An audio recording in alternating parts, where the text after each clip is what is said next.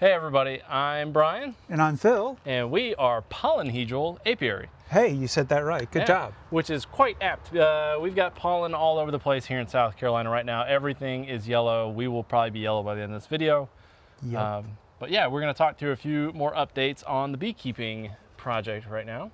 Everybody has a different term for yellow snow. That's ours, is pollen this time of year. We don't get the regular snow, so we can take what we can get. We'll take what we can get. We're going to talk about a few different things today. We are still waiting on our nucs. It's probably going to be about another month before we get them, and we've got a few more things that we can do setting up in the meantime. So today we figured we'd cover a few of those things, one of which is feeders. So when you get a new nuc in, they recommend feeding the bees as much as they want, basically sugar water, right? Is it sugar water? Pretty much, yeah, sugar water mixture. Yep. And is it a 1-to-1 or is it a 2-to-1? Do you recall? I've heard various things, so Okay. we'll see what works for our bees, how much of a sweet tooth they have, I guess. That I think sounds normally good. 1-to-1 is what I was hearing. That's what I heard too. Yeah. So like 1 cup of sugar, 1 cup of water, et cetera, et cetera, et cetera. We've got a couple different types of top hive feeders that we wanted to show you, and we'll work from there. We'll start with my not so great prototype that I made for one, and the reason I say not so great, it's got a couple nails sticking out in various places, but I was just trying to put it together to get an idea. The idea is the jar goes in one of these holes upside down, and the screens are so you can just determine whichever hole, and it doesn't matter. And then this goes on top of the inner cover within the hive, like that. And then your jar would subsequently go in there. And the idea is you poke a few little holes in the jar lid to let the... Just like that. There we go. Yep. To let the mixture drip down in there and feed them. So I put another one together with one screen in and one screen out, and it's a little more solid, no gaps or anything. And it does exactly the same thing, except you really only have one side that you can put the jar in. And these are a little bit tight fit. They're 2 3/4 inch holes, and they probably could have been just a smidgen bigger than that. And then the bees can, with this one, walk right up to the under lid and take the nectar out from there. I recommend, whenever it comes to the size of the holes, and you probably can't see that well on this camera, slightly smaller holes like around the outside on this, and not the larger holes in the middle. And the reason is the bigger the hole, the more likely for it to drip. Mm-hmm. And the bees can come up and actually take the sugar water from it, so it doesn't have to drip. And you don't want it to drip down into your hive, because that just causes a mess and sogginess and gets their comb wet and everything else. Another type of feeder that I ordered online, and this is 3D printed. I got it off of Etsy. Comes in both the regular mouth and wide mouth jar sizes. Essentially, instead of having a lid on it, you just take this, screw it onto your jar, maybe not so easily sometimes, and turn it over, put it on top of the inside cover, and it fills up and the bees are able to walk around on it and get to it that way. And of course, you're like, well, now are the bees exposed to the outside world? Well, at this point, what you do is you take a medium super and you put it over the jar like that, giving the bees basically this area in here, and then you put a top cover or telescoping cover, whatever you want to call it, over top of that. And so now it's completely enclosed. It's only accessed by the hive. You don't have to worry about other critters getting in there and trying to get at their sugar water. I think it also makes it easy. You can just take the top cover off, replenish the mixture, the syrup in the jar without disturbing the entire hive. Exactly. Boom. Boom. There it is. All right. So we are going to probably try both those types of feeders this season and see whichever one works better. We'll we'll work that out, I guess, among us, right? Yep. Starting off with 3 hives. So we've got several different options. We'll see what's working. Hopefully they all work well enough that bees are doing well. Exactly. And if they're not, we can swap out something, right? Yep. So, and that's just it. Every beehive is like a person. They're all different. So we'll see what happens. Another future project we may look at is setting up an additional water feeder, just water. Bees need water on top of that, so may give them an additional source of water. There's a lot of natural sources of water not too far away within a mile radius.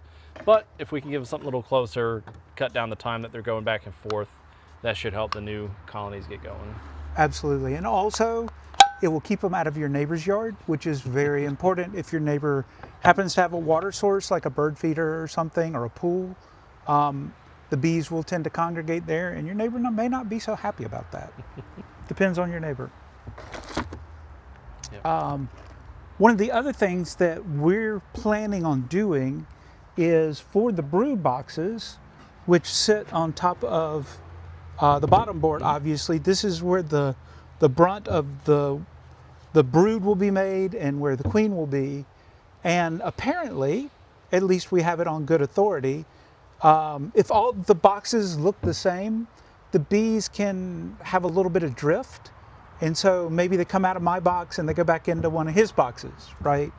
And so what we want to do is let them know, no, hey, your home's over here, and we understand, haven't confirmed it, not 100% positive that it works, that if there's some sort of markings on the front of it, then it's easier for them to recognize which box to go back to. Yeah. So hopefully, hopefully we'll paint some stuff, kind of like door numbers, something like that. They'll recognize, hey, my hive's got the blue color on the bottom, or we've got, drawing of a space shuttle is on this one, so that's one of Brian's hives. I don't know. There you go. Bees in space. And since I consider my hive the cleric, because a cleric is one of my favorite classes to play in D&D, I am going to use the staff off of one of my characters and draw it across the front here, and I may, depending on how long that takes me, draw one of the symbols that hang off the staff as well. We'll see. I don't know. Yeah. I've always liked playing a rogue, so maybe we'll do something rogue-ish, maybe a dagger, maybe we'll do something love archery, maybe we'll have an arrow on another one. There you go. Building up our party here of bee colonies. Exactly. Exactly. So we're going to get to painting. There might be some sped up tape in here as a consequence. We don't know yet because we're not really video people so much. We're just more trying to learn to be beekeepers. Cool. All right. There's a lot more painting in beekeeping than I was anticipating. Right. Well, it doesn't have to be. That's just it. I was telling our viewers that this is an optional part of it. We don't have to do this. In fact, a lot of beekeepers do not. But since we're gamers, I figured it might be kind of fun to include some pieces of gaming in it. Well, it's like racing cars, my other hobby. Looking cool and looking like a real racer is half the fun. So whether or not I'm any good. Not that the bees are going to hang out on the drawings very much. They might, though, if they like them enough. Who knows? We'll discourage the bees from licking the paints. But can you? I'll put a little sign. We could put a little, please do not lick the paints. I'm sure they would abide by it. It's going to kind of be like miniature painting. It doesn't have to be fancy. I'm just a little bit fancy. In fact, a lot of bee yards, they don't do this. They do try to use different colors, but wow, that's pretty round, huh?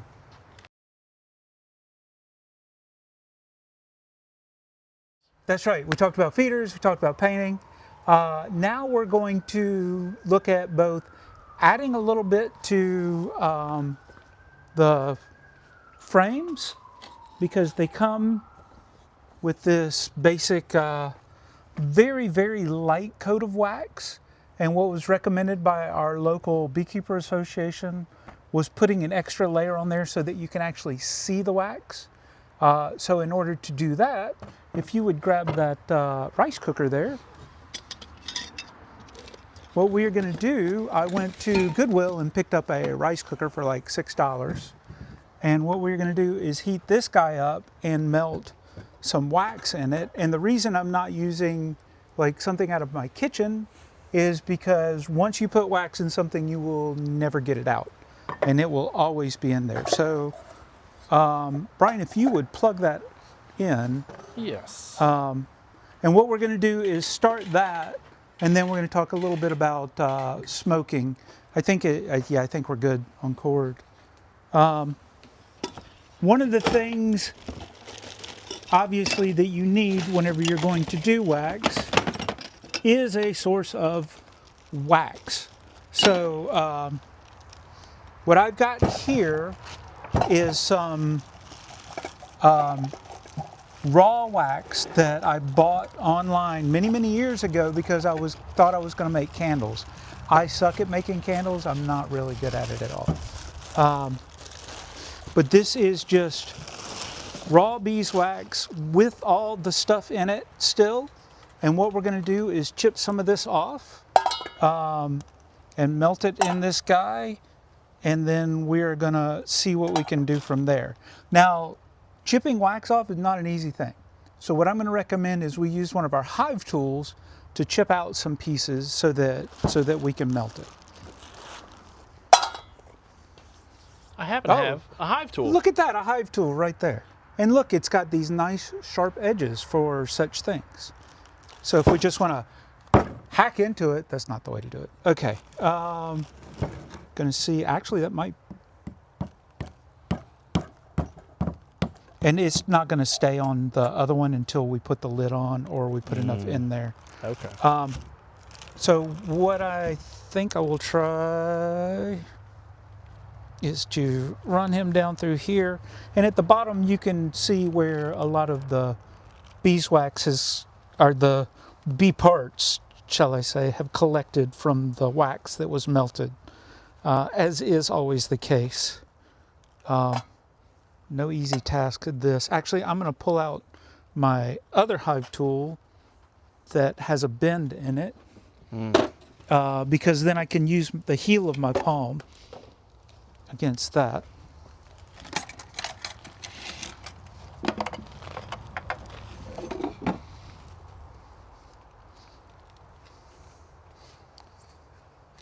The only difference being I can actually use the heel of my palm. You may want to put it over the sawhorse, give you a little more leverage. Oh, okay.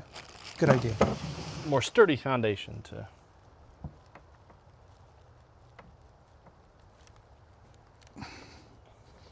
Not easy stuff to chip away at. This is surprisingly dense. Yes, it is. It's beeswax is the most stickiest substance you will deal with. I'll tell you that right now. It is a mess. It doesn't come out of clothes. It doesn't come out of anything. You can't put it through the washing machine to get rid of it. But it has a low melting point. So try not to get it in your clothes if you can help it. I think as soon as we have enough that it actually pushes that down, we'll be good. All right. And that's why we're starting this early. I also brought one of the candles that I actually tried to make before that's still got beeswax in it, but I figured that would take us a bit to melt out. So that's the first time I think I've felt my hive tool flex like that. You worried about getting bee parts in there? They'll float to the bottom. Float to the bottom. They'll sink to the bottom.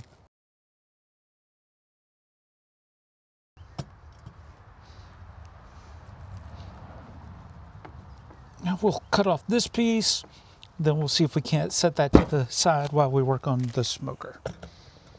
All right. Cool. Yeah, it stayed on. Good deal. Put the lid on that.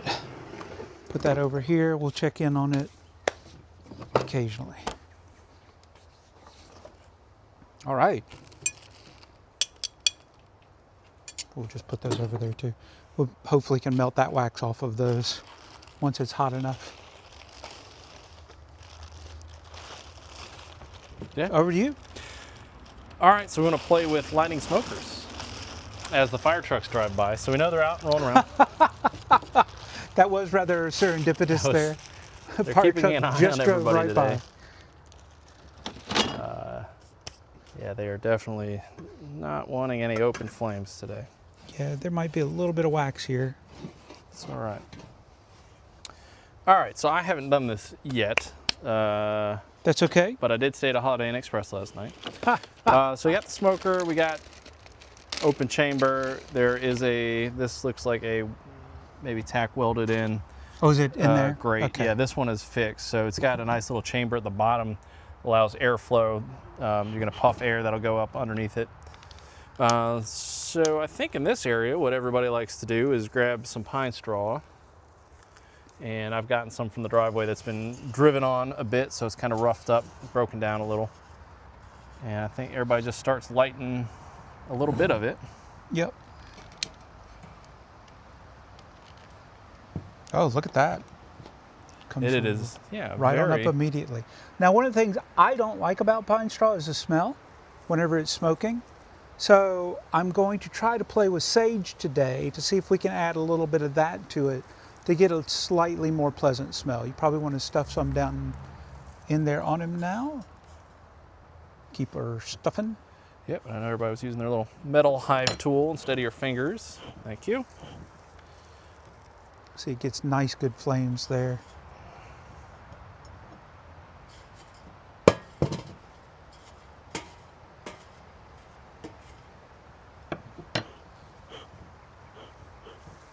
We still got fire down in there. Definitely smoking.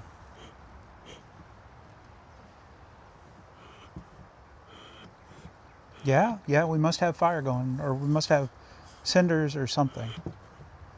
Think that's good for now? I think or so, yeah, that's all right. plenty for demo day. For demo, all right. Now, did you want to try any sage in there, or? Yeah, let's go ahead and what I'm gonna do, this is a bundle, it cost almost $2 for this, so I don't want to throw the whole thing in there.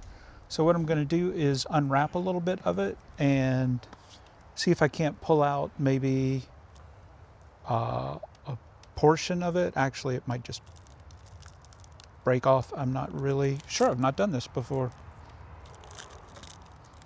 Just break it Figuring off it out. around the outside. Got a handful of sage to add in there. How do we smell smoke-wise? We probably smell like pine straw. Smells like pine smoke, pine straw smoky. All right, so then let's Pop the lid open. dump some sage down in there. And it'll probably, because it's more near the top and not near the bottom, probably take a little bit before we get any kind of sage smell coming out of there. The nice thing is we've got a cool white smoke. There's no heat to it. And that's what we want so that when we're smoking the bees, if you want to smoke the bees, there's no bees There we here go. to smoke. But yeah, Hopefully we see that.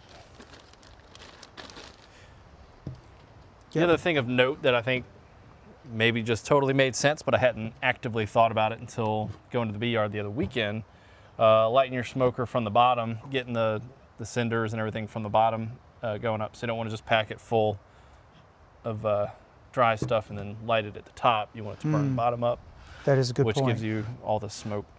Yeah, nice. And even with that little bit, it'll probably smoke for quite a bit. Yeah, so we probably went overkill for today's demo and test. But that's okay. We can let it set on the side and smoke. And actually, I think I do smell a little bit of sage in there. What about you? Probably a little bit. It's a little Yeah, bit, not bad. almost a little sweeter than it was Yeah. when it was just. Then it was just smoke. How are we looking there? We are starting to Oh melt. man, we are Yeah, melting. that is It's that doing is good. quite nice. I didn't. I'm not sure what to. I expected, but not quite that. Yeah, we'll have. Oh, yeah, that's pretty good. Cuts down the super pininess of it. Yeah, it does. It adds just a little bit to it. I set them off to the side there. Gonna use the hive tool to stir this a little bit. We definitely got a little bit of wax in the bottom. We're probably gonna wait till most of this melts, but we don't have to. Brian's gonna get us a picture here so we can switch it around and show you what it looks like. So it looks just like that.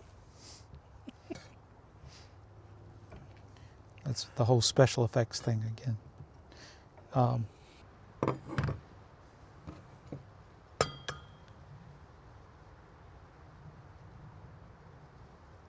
clean a little bit of wax off there, just like Miyagi.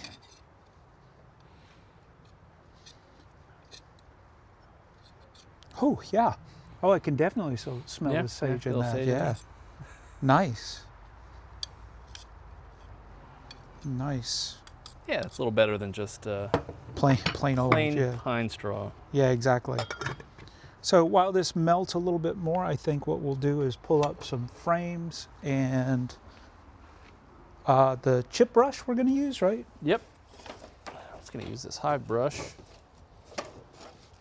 Clear off some of that Oh, there we go. Yeah. pine Bee straw. brush. Do we... I don't even know. It's going on the ground. Okay. It's all natural. That's fine. It's all natural. It'll be Bunch fine. of leaves and wax. So I know this is intended to be a bee brush to help get your bees off the So frames. we have a total of 3 brood boxes that we're going to start with. So I figure we'll probably want to do, because we have nucs coming, they include 5 frames already with brood and honey and pollen and everything. So I'm thinking what we want to do are 15 more frames Yeah. so that we have a total of 30 frames for 3 Right, yeah, boxes. yeah. So So- we've got what here? 2, 4, 6. 11, 12. So 3 more. All right. And not this one. Okay, that makes sense. That checks out. Then we got 20 there. Because Yes, those were for the other. Because we have one other box that we're not going to be doing bees in just yet. Right. So,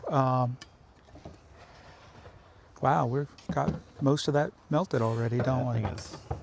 Thing melting on and melting on, looking really good. So I wonder if that's where the crock pot maybe helps, because it's maybe a lower heat Then this? than a rice cooker that's designed to more boil. Oh, really? Okay. Maybe. I didn't know that a rice Maybe. cooker was designed to boil. Thank you. I think, right? You normally Maybe? I don't know. I don't know. normally boil water when don't- I cook rice, so Yeah. or at least that's- at a low simmer. Right. But this does have 2 settings, so we can throw it on the okay. lower setting once we've reached the temperature that we like.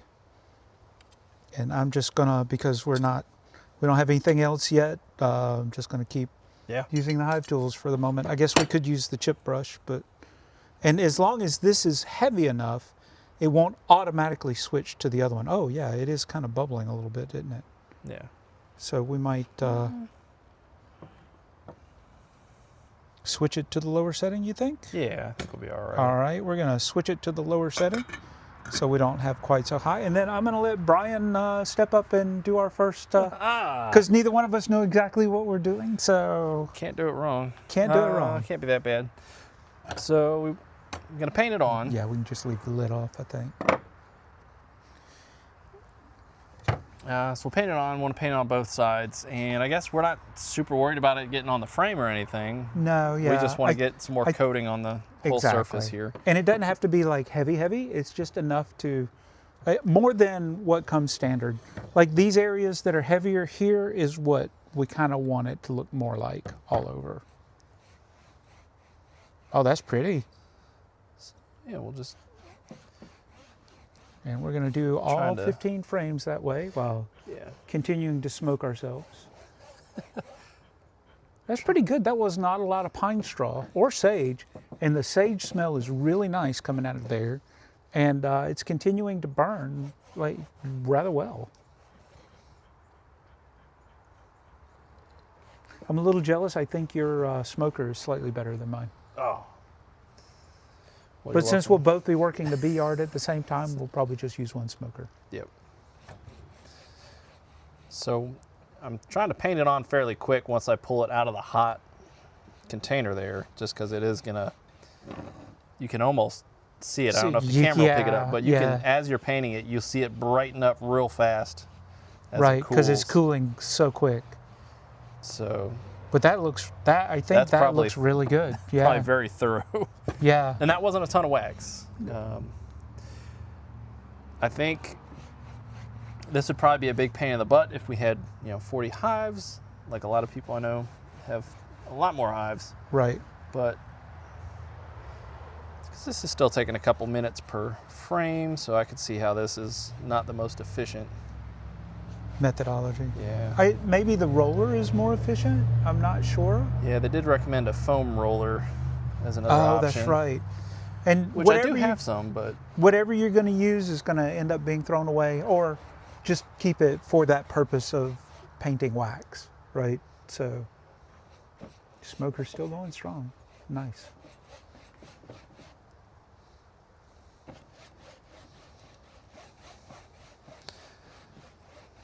Nice. I don't know. That's probably pretty good. Probably good Compare. Yep. you can see a lot more. Yeah, a lot more wax buildup on that. Yep. Absolutely. And it's not perfect. I mean, I could probably run a. No, but it's probably fine. The nice thing is, really, we could take these out and probably just put some wax up at the top, and the bees are going to build on it. My turn. Let's see how I do. Well, Brian was being all nice and gentle here, or I thought he was. Okay, he was just dipping to the bottom, and it's very shallow.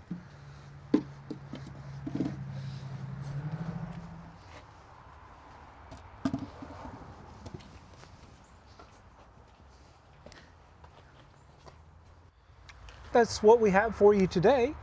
Any questions or anything, you can leave them in the comments. Sounds good. We did free a long time ago. Freed a nice beeswax candle fill made. Oh, that's true. That's true. That candle's only been sitting in its canister for like 12 years. Yeah, so we got that released from the mold. We got a nice layer of beeswax on the frames. We got some painting done. Yep. We'll let the beeswax cool in the jar, and then next time we want to coat the frames again, we'll just heat it back up and For supers do and that stuff. again. Yeah. So I think we got smokers running good. The smoker's still smoking a little bit, so that's pretty cool. That's been going at least 30 minutes. Been going now. really well. Yeah. I think we're ready for our bees. Let's get bees. Yeah, we're ready to get bees. All right. We'll see y'all next time.